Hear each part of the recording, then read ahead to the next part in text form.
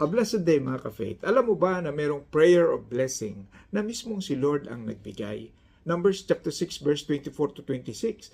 The Lord bless you and keep you. And the Lord make His face to shine upon you and be gracious to you. And the Lord lift up His countenance upon you and give you peace. At para mas madaling tandaan, gamitin natin ang acronym BGP. Una, blessing. The Lord bless you and keep you. Si Lord mismo ang nagpo-provide at nagpo-protect. Ang blessing niya ay hindi lang material, kundi spiritual at eternal. Pero hindi lang blessing, grace. The Lord make His face to shine upon you and be gracious to you.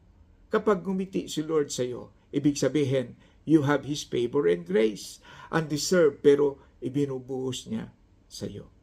At kapag may grace ka, natural na dumating ang peace. The Lord lift up His countenance upon you and give you peace. Ito ang peace na hindi kayang ibigay ng mundo. Kahit may trials ka, may assurance ka na kasama mo siya.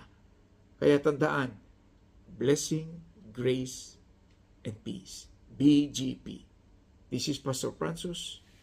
Follow, like, and share para mas marami pa ang mabless. God bless. Shalom.